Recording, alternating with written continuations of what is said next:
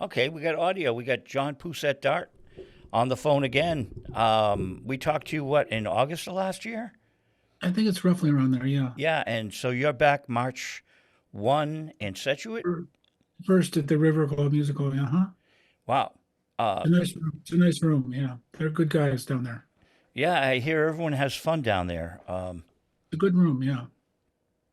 So welcome to our podcast from first time here. But this is funny because this room is where 20 years ago I used to edit my VHS tapes back there. Probably you at the Paradise, which I got on VHS at that I, gun thing. I gotta say, it's like in the time that you and I have been around doing this, back in the, when I first started out, when we were active, really active, touring a lot. There was no videos. I mean, there was there was no MTV, there was no nothing. So a lot of that stuff really didn't get captured. And then early on, my wife's a documentary filmmaker, and she did a lot of films back then. And we've been going back, and as the stuff was shot through when we've gone through shooting when it was eight, then high eight, video eight, and went through all these different formats, and we had shot with all these different cameras, and you wind up with all of this and VHS and beta and all that, and you wind up with this bank of stuff that you can't just move over digitally. It has to all be done in real time. So it's just unbelievable amount of work to try and go back and convert all of this old footage that you shot from back in those days because it's all real time. You can't just like dump it like you can with digital. Oh, I understand. There's a friend of mine, Eric Taros. I don't know if you've seen the name around. He he's working with Apple, the Beatles, in England, but he lives in Swampscott.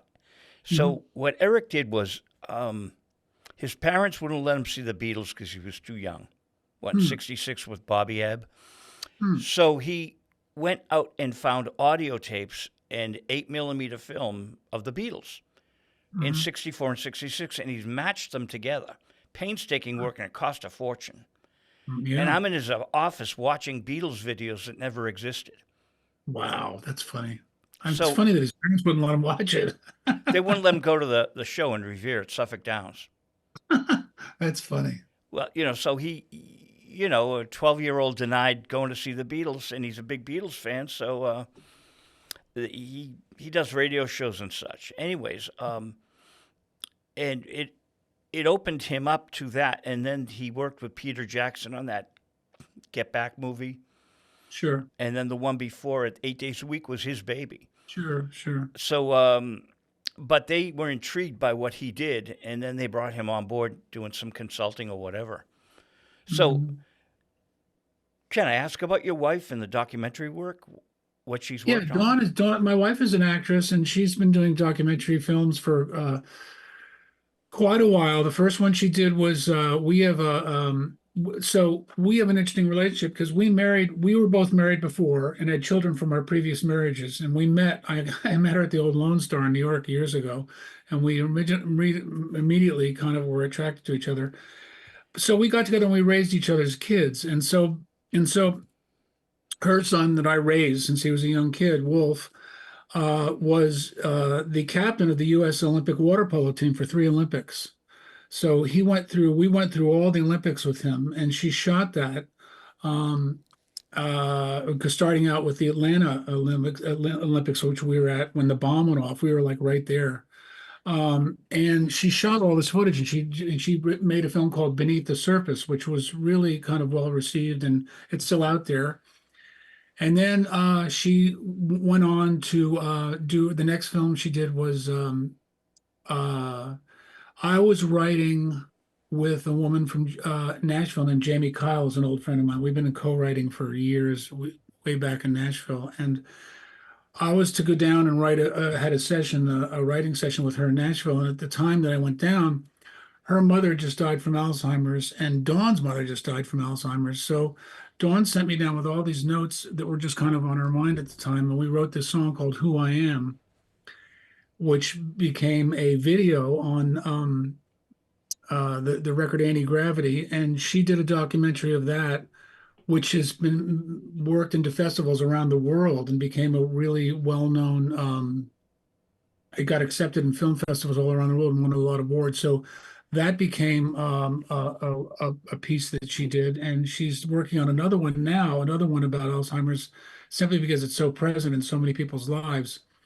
And so she's been kind of, she's a New York Woman film, and she is involved with a lot of projects kind of on that level, and she's very passionate about. So through our years together, we've kind of gotten associated with working on different films and such. Yeah, that's marvelous. That's really, you're right. Alzheimer's is just everywhere.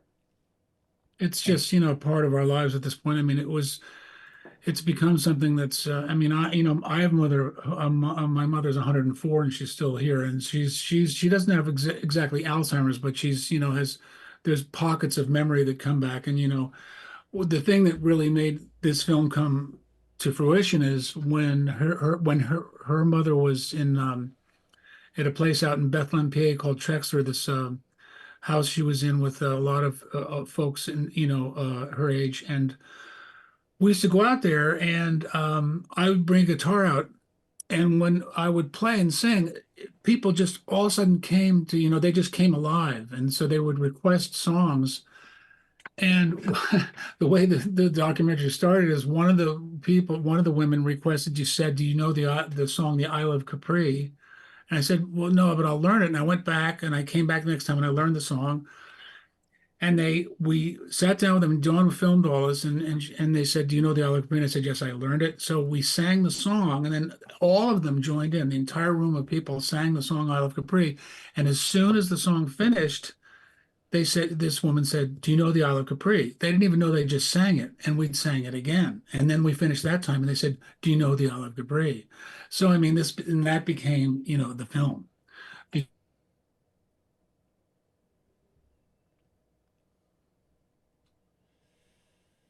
because it's just, just bring back all these memories from your past. did she, you cut out for a second. Did she recall it after a while, after you kept saying it? Did the Um, woman, they recalled it, they after they sang it a couple of times, I think it came back. But I mean, they knew it when they were doing it, but I'm saying as soon as time passed, the first time they forgot it, and then the second time they remembered it. But it's just how it crystallizes things at the moment. Music and smell does the same thing. You walk in a room, you smell something, you go, "Oh, that was," you immediately, your senses know, pick up things from when you were a child, or so, just instantaneous things. So it's really music, and your senses are just amazing that way, how what it brings back. it's amazing when those songs spin in your head and you didn't call it up on your own, but all of a sudden, or you have a dream and a song that you know is in the dream. It Yes, really is amazing. yes. I'm trying to figure that out. Like, I don't know. I don't know if you'll figure that one out. if I don't like a song that's in my head, I try to find one like on a radio dial, but in my head, and then just keep singing it. And sometimes it catches, sometimes it doesn't. What's really bad is when a really bad song keeps going around your head that you don't want to remember, and it keeps going around your head. And it's like, how did they get on the air? Right, right. I mean, it's like, so many of your songs are radio worthy. Um, and I love what you did with Never Enough when things go wrong. Oh, I just love how you took that. Robin's going to be on the show soon. I love Robin. I do too. She's great. She's a great girl.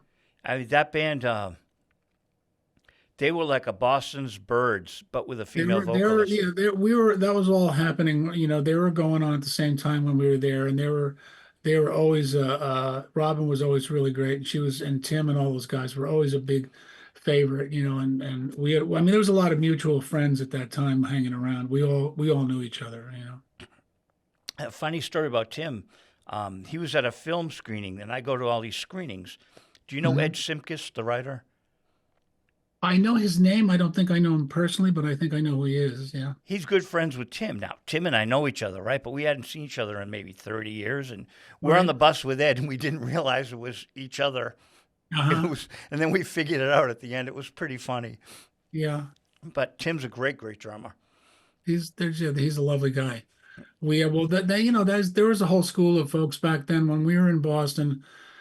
At that time, Bonnie was there. I was good friends with Bonnie. We were all hanging out together. Bonnie was there, and there was a really good singer-songwriter named Reeve Little who passed early on.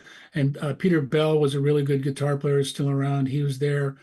And Spider John Kerner was there at that time. It was really a great old blues, guitar player. And there was a really kind of very, it was a really vibrant scene at that time in around town, and it was a really good time to be there. And I was just, really fortunate that I wound up there because it was just really at Don Law's behest that I kind of got there because he saw me play with somebody up in Nantucket. He saw me open for John Hammond in Nantucket and then asked me to come to Boston. And that was really the beginning of why I came there. He just said, do you want to work together? And I said, sure. And I went to Boston.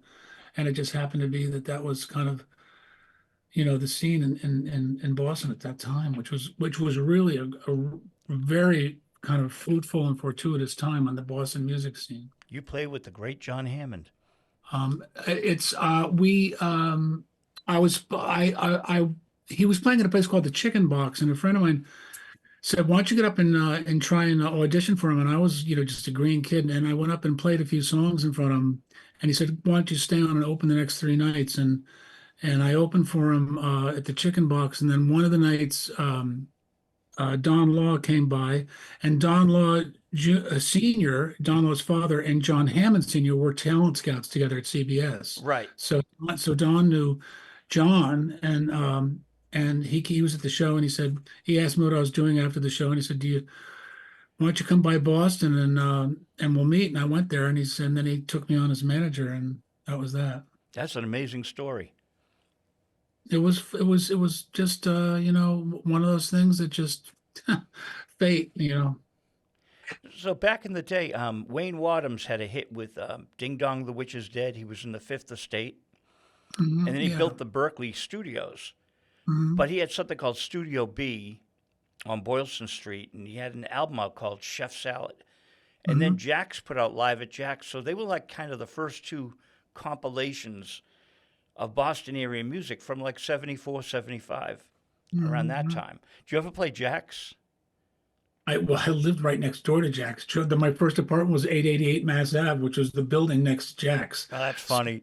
I used to get out. We used to hang at Jack's all the time. Bonnie was there, and Spider John Kerner would play there, and then the Plow and the Stars was right next door, and the Irish Bar, and that was quite a scene. Jack's was a real scene back then. So I was there a lot because we lived next, literally in the building next door to it. What a question. That's great. Yeah, Yeah, Plow and Stars are still active. I I'm sure it is. It's, things come and go, but Plow and Stars are still there. Yeah.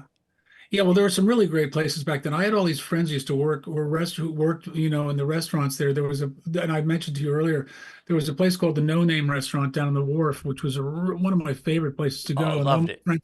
all my friends I grew up with from here, and I'm from New York, and all of my friends that I grew up with all worked as cooks there. So I used to go and hang out at the No Name a lot. And way back then was the first legal seafood, which I also lived right next to in Inman Square. And it's going back there a few years.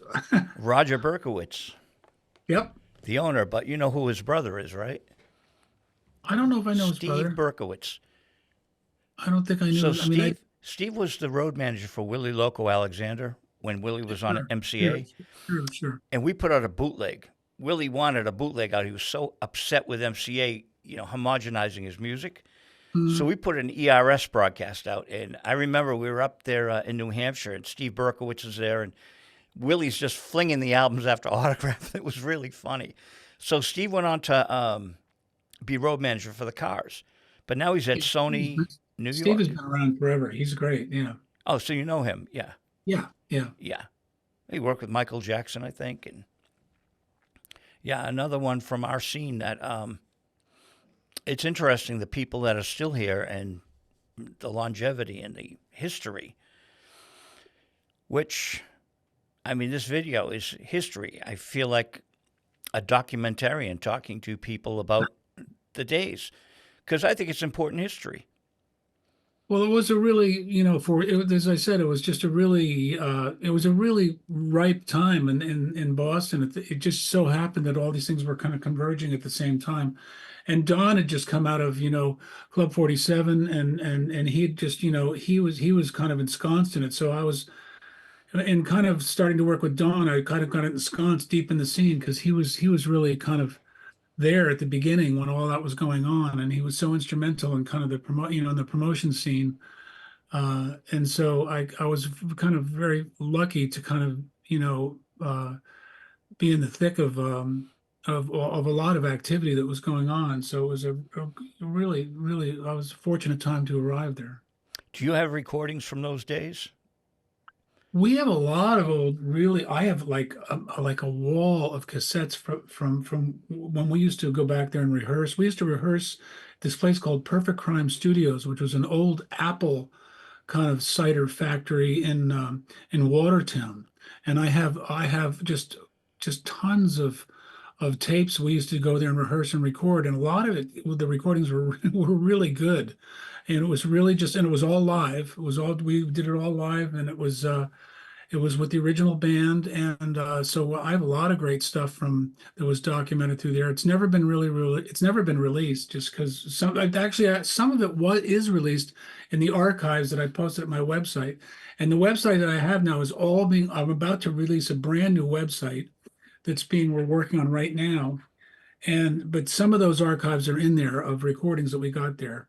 But so I guess the answer is yeah. It So the was guy at Perfect Crime, Rob, was it Rob? his name was it'll come back to me in 1 second. Derek Huntington. Ah, Oh, okay. Derek Huntington owned it, and he was a close friend, and he had that for years, and that was a really great little room. It was a really great period of time.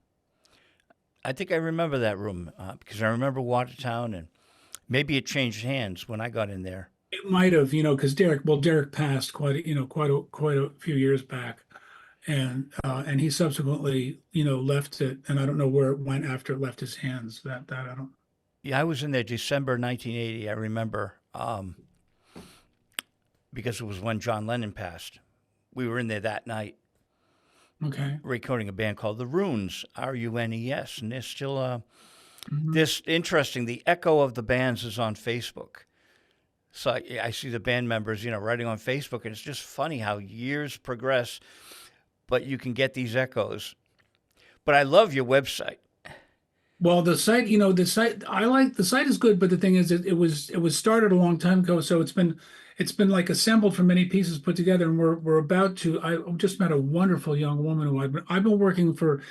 What I've been doing recently is I'm working mostly duo now with a guitar player named Jim Chapdelaine, who's like a brother to me. We've been playing 25 years together, and it's just like it's totally seamless.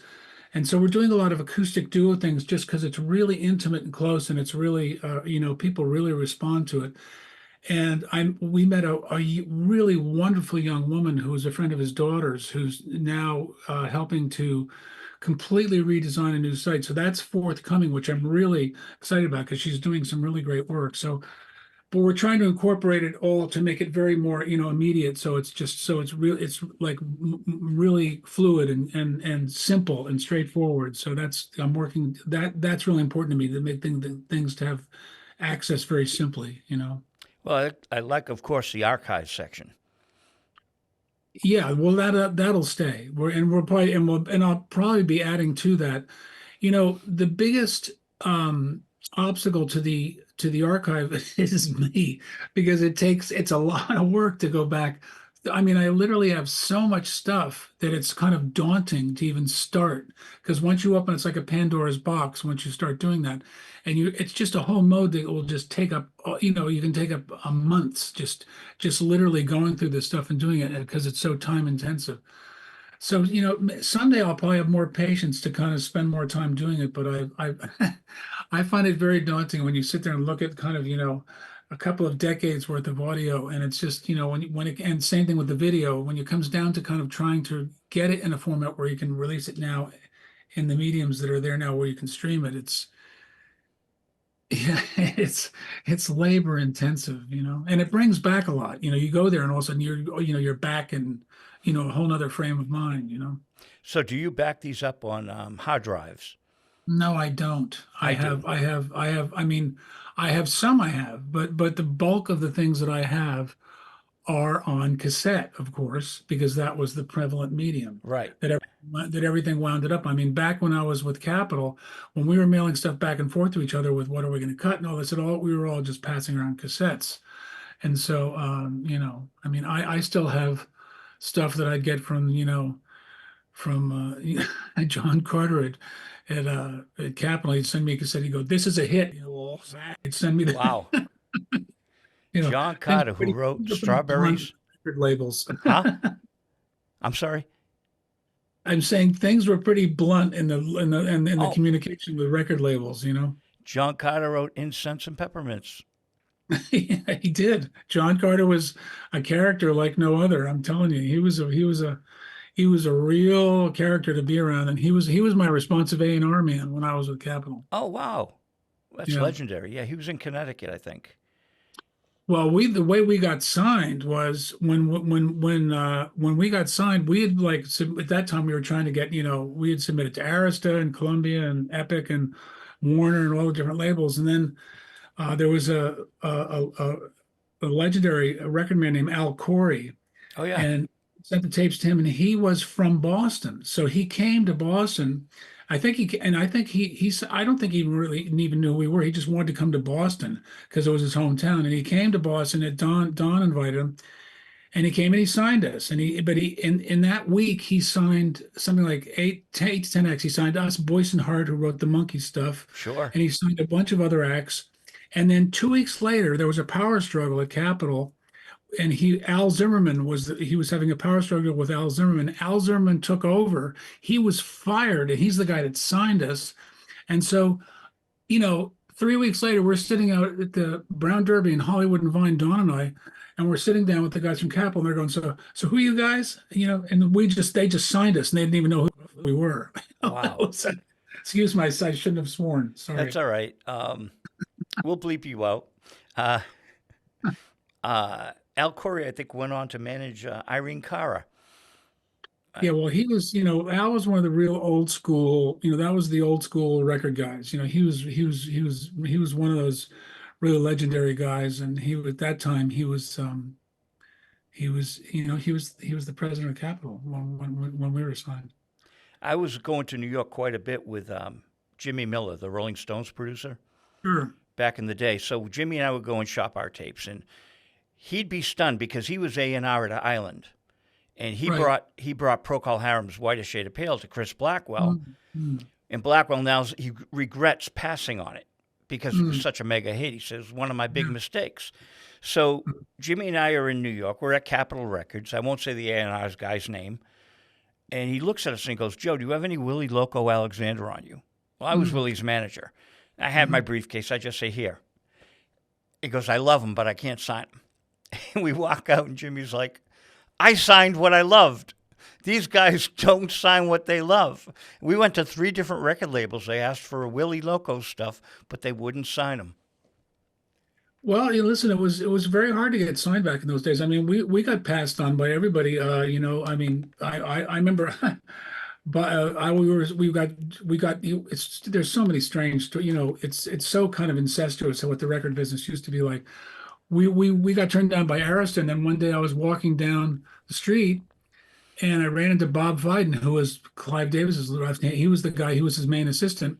Sure. And I just bumped into him. It was after they had passed on us, and I said, I'm looking for a place. He said, "Well, I live right here, and I'm leaving it. I'm moving out." I said, "Oh, I'll take it." So I just took his apartment sight unseen, just from bumping into him in the street. So the way things would occur back then was like, you know, so it was just a very different period of time. It was. And Clive had ears, but Bob Fiden, Feiden, that guy. That's correct. Oh, That's wow. Bob. Yeah, he was top dog back then. He was a very nice guy. But then, it's like getting signed is a whole other thing. The whole time that I wanted to get signed was who I wanted to get signed to was Warner, because Warner had everybody. I wanted to work with Ted Templeman and Russ Titleman. I loved that whole production staff there. And I actually called them up when I was with Capital and asked them if those guys, if I could work with them, and they wouldn't work with me because I was Capital and they were Warner, and they had their work was booked 2 years out. So I always had wanted to that was back when Warner Bros. Would release these really great releases, the Lost Leaders. They'd put them out and there'd be like Ry Cooder and all these Oh people, yeah, and I they got them all. Oh yeah, yeah, that and stuff is and great. they had such a great staff of producers and stuff at that time, and I just loved that staff. But I couldn't touch the Warner, whole Warner group of people wouldn't touch me because we were Capital. And that's very strange because when, say, Rod Stewart came to Boston and he was playing with the Faces on Warner Brothers, but he was on Mercury, and they had that attitude. But then because he was in both bands and he started breaking, they were working together, and then when they worked together, they broke the hits quicker. It Sean Rock, made sense for Warner Brothers to work with you on Capitol, but they sure. didn't want to see it. I mean, the whole industry is crazy. Well, the business has always been, it's always been a real, very, very. I mean, uh, ever since we broke up, and I've been trying to get my master's back from Capital for 40 years, and You're they wouldn't give kidding. it back to me. 40 years I tried to get my master's back, and I tried everything possible under the sun to get them back, and they would not give them to me. And then just by fluke, my lawyer, Judy Tint, was out in Las Vegas a couple of years ago and was at some symposium and sat next to the head of Universal. Universal absorbed Capital, and just somehow mentioned to him to that she was working with me, and I was trying to get my master's back, and he just granted me my master's back, just like that, just like just in a conversation.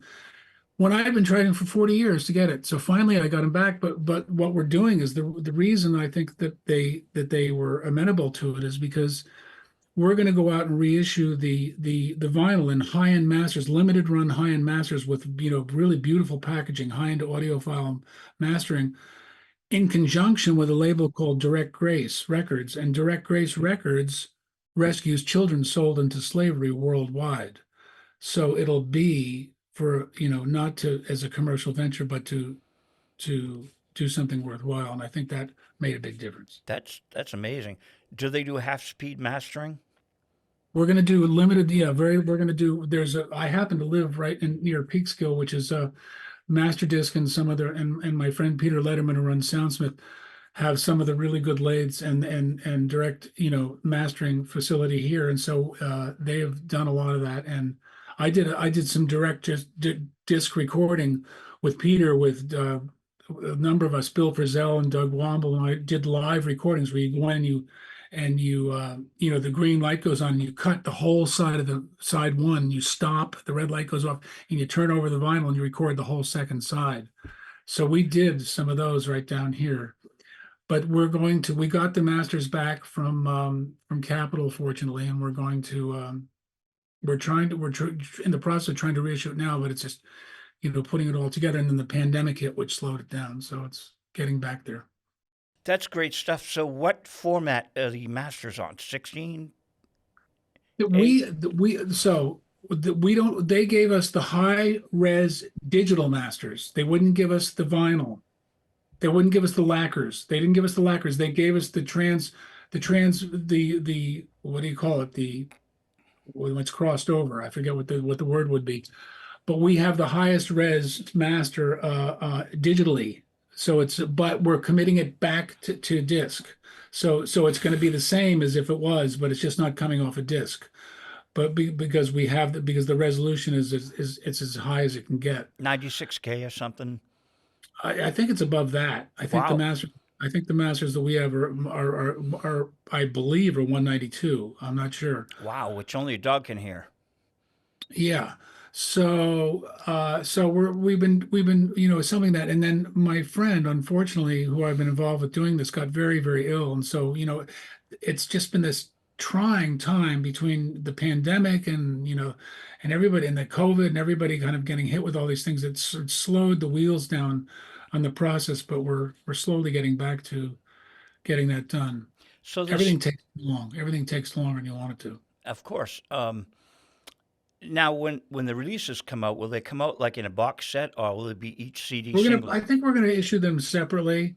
They're gonna be done and it'll be, and we'll basically make some noise about it. And we're also gonna do some filming, about the process. Nice. And, and I'm just very fortunate to have some really good folks down here. Scott Hull from Master Disc is right down here, and Peter Letterman is involved with Direct Grace, and Peter makes is amazing. He's one of the world's most well-known. He makes the most high-end audiophile equipment possible. I mean, he makes turntables where you can see it shows you how deep the needle's in the groove, and Oh man, it's like these guys and these people who these audiophile recordings. I went did a convention with him.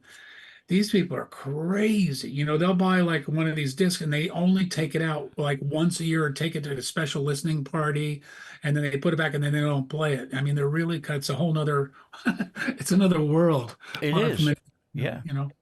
So we're kind of doing something that's kind of it's gonna, hopefully be a pretty it'll be a very it'll be a really nice thing to have, to pick up. It'll be really worthwhile. So on these original masters, are there any lost tracks, unreleased tracks? No, not on these. No, and there's actually some tracks I wish that I'd had that went by the wayside. And also, my original, all the multi tracks that I had are gone because they got Ah, destroyed. And also, the thing is, there's a lot of regrets about that. But boy, it's really difficult to kind of go back and kind of be dealing with that stuff in the original format. It's very, very difficult unless you have the 2 inch or the 1 inch. And so. There were definitely some tracks on a few of the records that I wish that I'd had access to, but unfortunately, when you finish a project, sometimes, especially from that far back, some of the stuff just gets, you know, it just gets shelved, and it's kind of hard to come by, and also just keeping track of all that analog stuff is just a whole nother. I mean, a lot of people don't realize that in that huge fire that took place on the in LA on the back of the Warner Brothers lots, there was a huge catalog from a lot of the record company stuff was in there. A lot of the original BB King recordings and stuff from way back. A lot of stuff that was destroyed. And luckily, our masters weren't in that lot and were shipped off to Kansas. And so our stuff didn't wind up in that huge fire that destroyed eons of old recordings that I don't think the record companies even want you to know what was destroyed in that fire. oh, I'm sure. Yeah.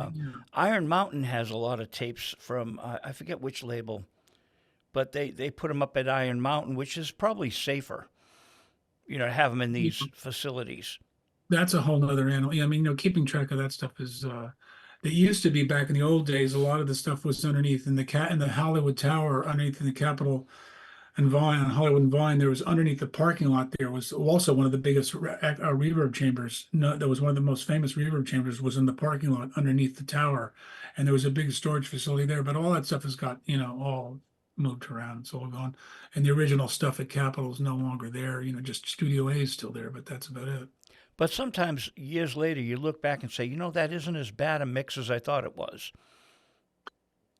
Yeah, it's funny when you go back and hear that stuff. I mean, I don't really love going back and hearing my earlier recordings just because, I was so much younger, and you hear it, you hear it when I sing, when I hear my vocals and stuff like that, I go, oh God, it sounds like a kid saying that. It's like, you have such a perspective about, coming from a different place. And, I feel like now, even though I'm, quite a bit older, I mean, I feel like I'm a much better singer now than I was then. And so it's just, things, it's just, age and time have a have an effect on when you go back and listen to your own stuff. Well, Elton John wasn't happy with his vocals on Madman Across the Water, that album. And it's a great album. Yeah. So the artist has one perspective, but the listeners are like, wow, I really like that. Yeah. I mean, I'm super critical of the way I sound on the early records, but that's just part. I mean, it's just, I guess that's par for the course. On Bobby Hebb's Sonny, there's a bass note that's off. And Bobby would say to me, that bass note it really irritates me. I'm like, Bobby, you and I are the only two people in the universe that hears it, Yeah. and it doesn't bother me, you know? So, like, it's a hit record. They all love it. It stood the test of time. No one hears that bass note. They don't hear the clunker on Dream On by Aerosmith. There's like one guitar note that's off. You've never heard it. No one ever has, but it's No, there. and a lot of times the mistakes that are on there are kind of what are endearing. It's kind of that goes back to,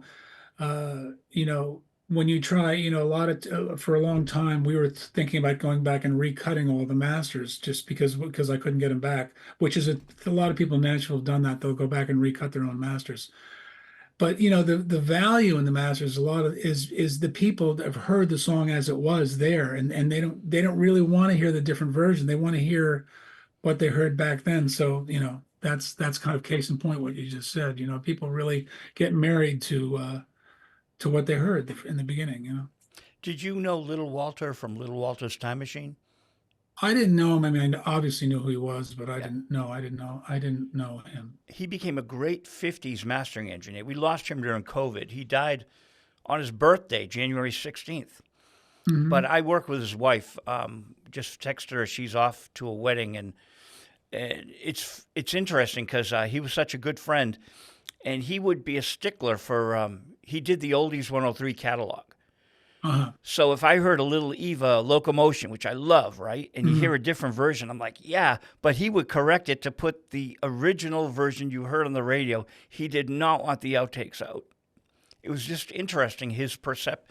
He's into the what they originally heard. Me, I want to hear the outtakes.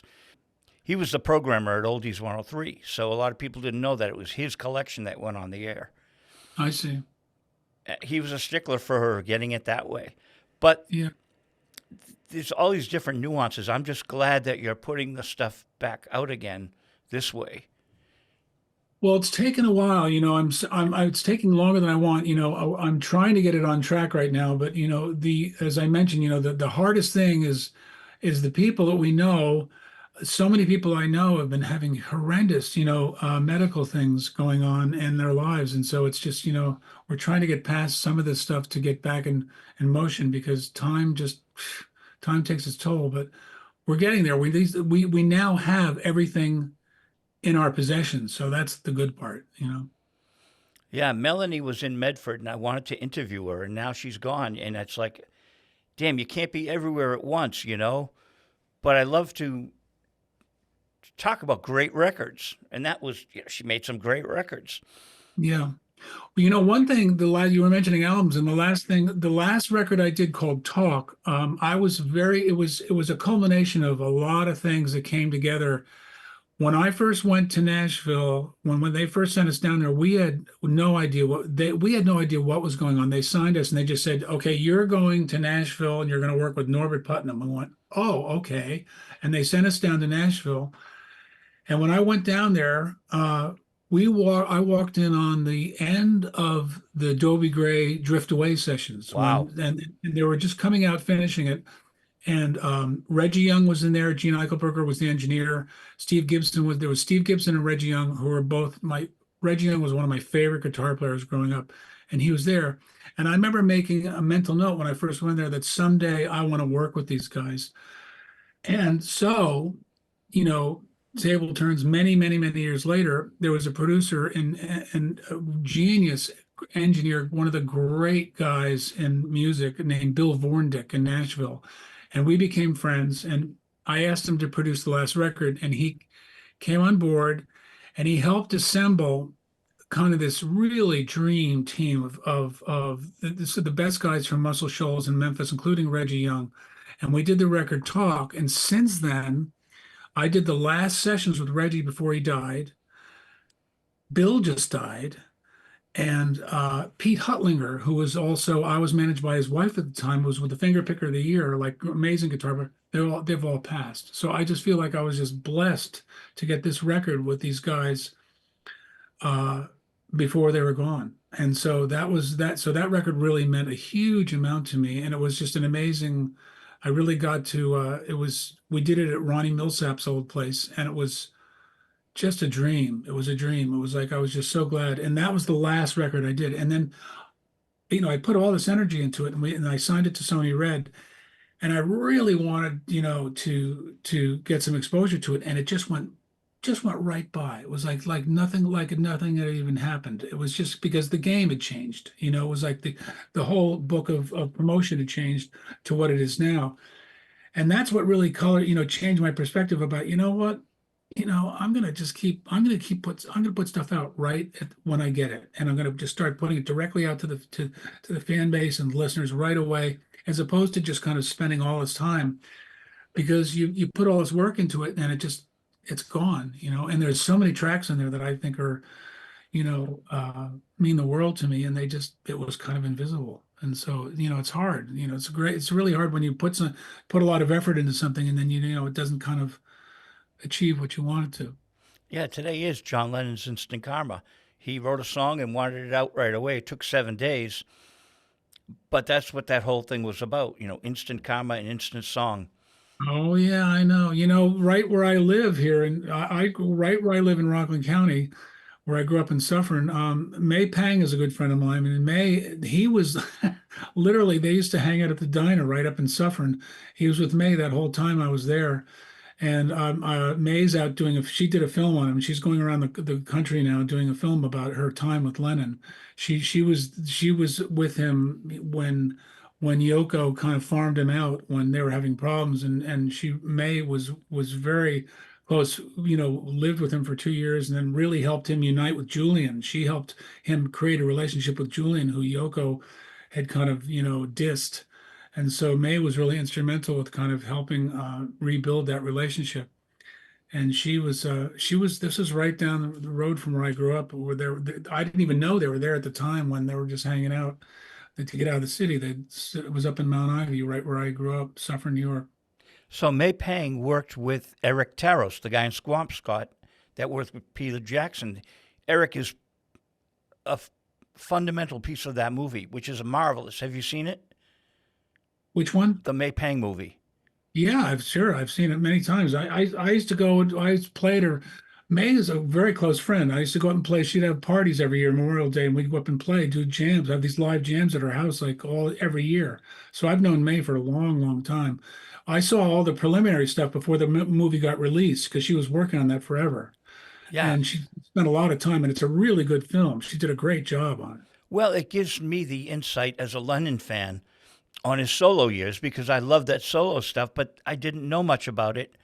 Even having read everything I read, that movie kind of clarifies, wow, where he was and what he did. I Yeah, love it. It's yeah. No, May's a sweetheart, and she was really, really, really, instrumental. It kind of, it's, how it ended up is a whole nother story. But May is just really, she's a real. I mean, we're very close friends.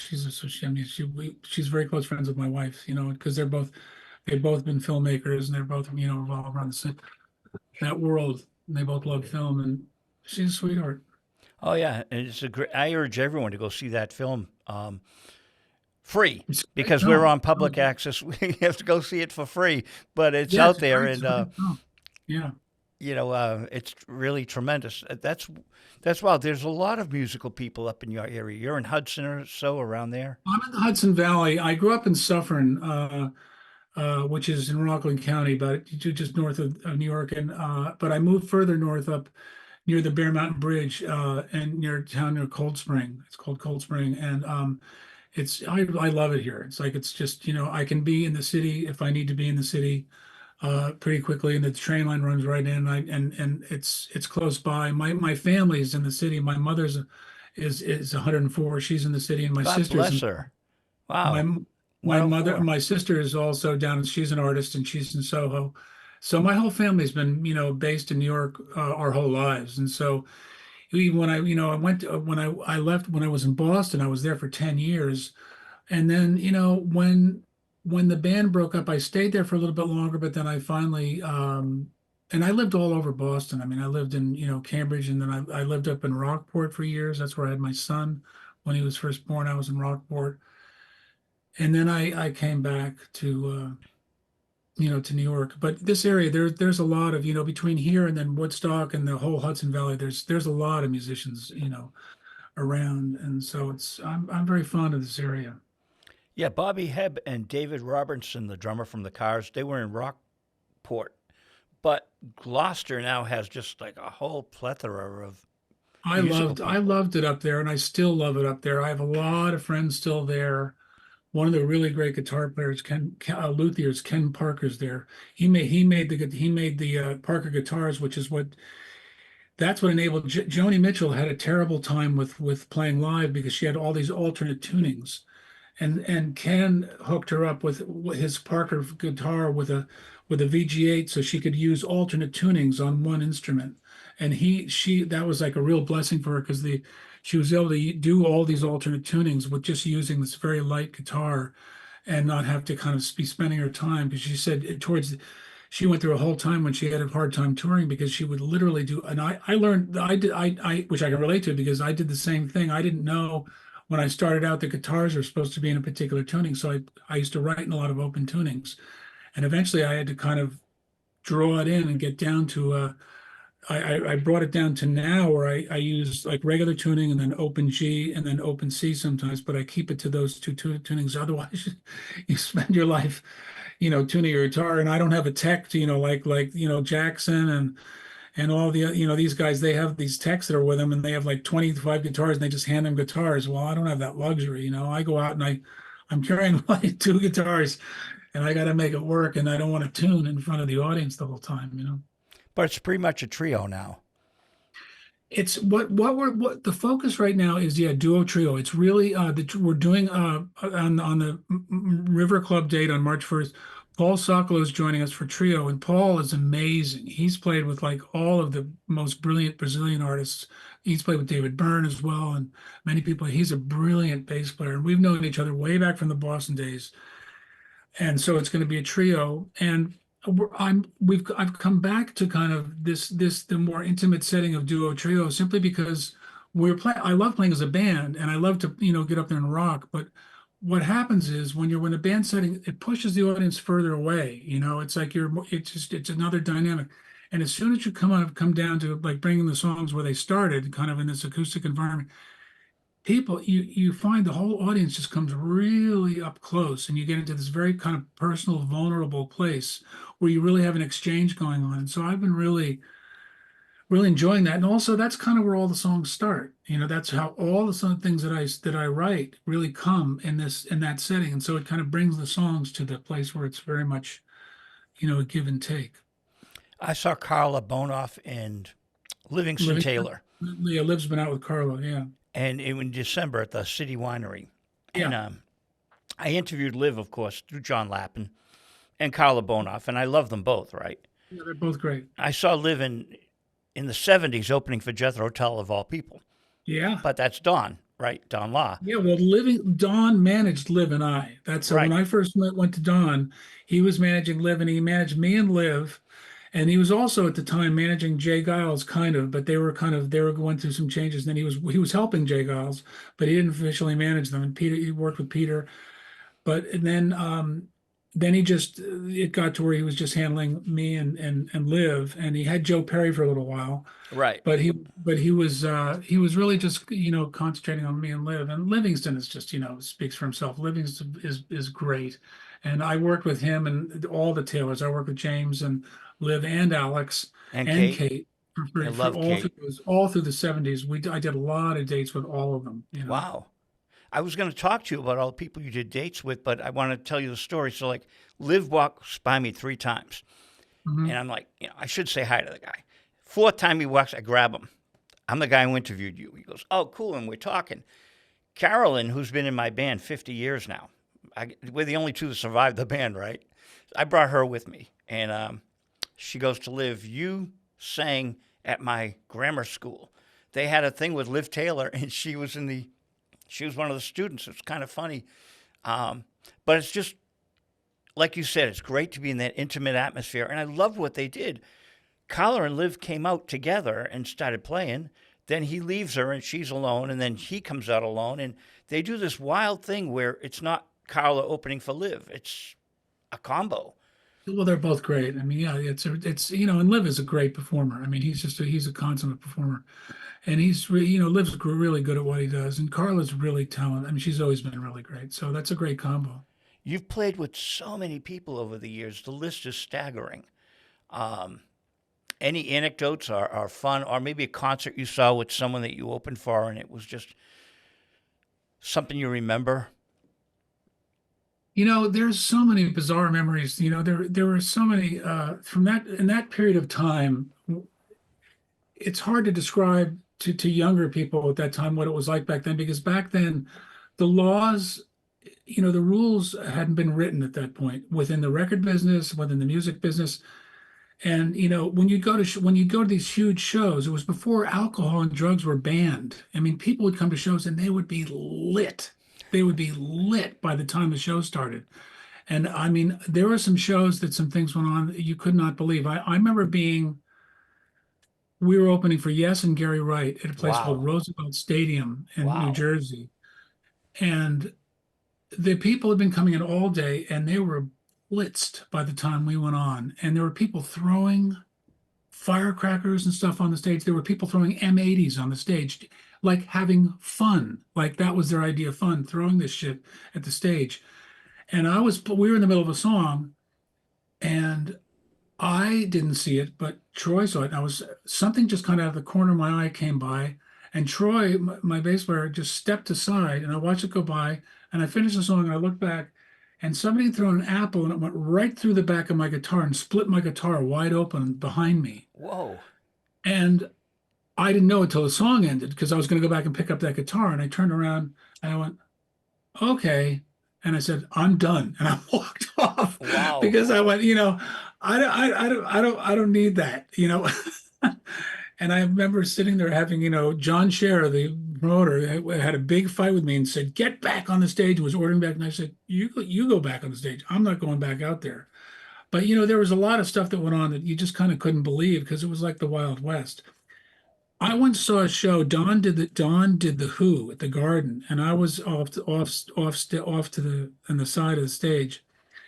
And during their set, some kid ran up on the stage and took John Entwistle's French horn, grabbed it, and dove off into the crowd. And Don had these really big goons I at the show. I remember. mean, he had real tough bounce. They took this guy, they got the French horn, and they threw him out. Then the show goes on. About a half an hour passes. Same guy got back up on the stage and goes after it again. This guy, I never saw anybody was. This guy just had to have this French horn. It was the funniest thing I ever saw. And this guy refused. Somehow he got back in and went for it the second time. So, things like that, don't forget. It was really bizarre. 71, 72. Don had The Who at the music hall for 3 nights in a row. Who's next? Mhm. Brilliant. That was Yeah, best. great stuff. Great stuff. They were so good that night. You know, Yeah. There was a ton of I mean, Don had all Don was one of the best promoters in the country. I mean, of all the promoters we worked with, and we saw all of them, and he and Graham were the tops. Graham was just really, really good and a really gracious, sweet guy. Don was exactly the same. He was just top notch. I mean, his shows were really, really well done, and still to this day, he's still involved with Live Aid. I mean, he's still active. Live Nation, right? Live Nation, I'm sorry, Live Yeah. Nation. Yeah, no, Don's still at it, and he's the best at what he does. I mean, he's just a really good. He knows what he's doing. So they brought Bon Jovi in 1985, Hmm. and the show was in trouble, and Neil Jacobson was working for Don, and Neil called me up and said, Neil "Can you?" used to work with us. Yeah, Yeah. So you know Neil, right? yeah, I worked for Neil for like 18 years. Through Don, I mhm, was their independent very contractor. well. Yeah. So we saved the Bon Jovi show because he had sold 15 tickets. He had only the hit "Runaway," Mm. and then Don Masters at Polygram, they got 90. They got 75 tickets to 90. We put 300 people in the room. I got to promoting it, and it was like it was jammed, and it was a great night. Now Bon Jovi's Bon Jovi, All right. but that was the starting. But it was Motley Crue's manager and the Scorpions, and they had Bon Jovi, and interesting time John, interesting Well, it was days. fun to be around. It was kind of like, there was it was fun to be in the business back then because it was literally like the Wild West. Nothing was written yet, and the record labels. The fun part about it was it hadn't been figured out yet and it hadn't been calculated. And so the record labels would really take a gamble on things, and they would really take chances. They would roll the dice and see where it went. And that's kind of gone. It's just like banking. I really enjoyed this conversation with you because we got to some stuff we never talked about before. Yeah. And you have such a rich history, and I'm so appreciative of the work you've done. Well, listen, Joe, I really appreciate your having me. And anytime you want to talk, I mean, I'm always around. So I mean, I'm here, and I'm usually here. I'm in this area. I get out of Nashville now and then. I still have a place in Nashville, but I'm spending more time here now, and so I'm around. So and we're going to be up there. We're doing that the River Music Hall, and we'll be doing some more rooms up in the area. It's been a little slower than I'd like it live wise, but there's stuff coming in here and there. It's not. I'd like to be working more live than I am, but listen, I feel fortunate to have the work and when it comes and be connecting wherever we can. Do you remember the road the River Music Hall is on in Situate? The road that it's on, I don't recall. Yeah, I don't either, but like anyone can Google the River Music Hall and Yeah, River Club. I think it's River Club Music Hall. River, I think it yeah. is. Yeah. But it's a really nice room. I mean, and there, all the people who run it are all the whole staff, everybody who works there is really, really great. Oh, I hear only good things about it. Yeah. And Well, yeah. listen, keep in touch, and as I said, there's going to be a new site coming. There's a couple of there's been singles kind of continuously being released on all the portals, like on YouTube and Apple and all that. There's stuff that's been constantly kind of come moving along, and there's another one that we're working on now that's coming up. So I'm trying to just kind of keep the wheels turning, as opposed to kind of waiting for, an album, putting all that work into it. Just trying to keep a steady flow. So doing my best. Well, my home base is now ECTV Everett, which is right near the casino, Yeah, and then I'm at Reading Cable. But here in Wakefield, returning here, I love this setup they have. So I think I'm going to be doing this a lot more. that sounds great. You're the first guy. Thank you for putting up with our No, no, this is situations. fine. I mean, there's always glitches with all this stuff. Listen, Joe, you take care, and I hope stay healthy and well up there, and hopefully we'll run into each other on the road. All right. Great luck at the club. Thanks, man. Okay. Bye. Thank you, sir. Bye bye. Bye.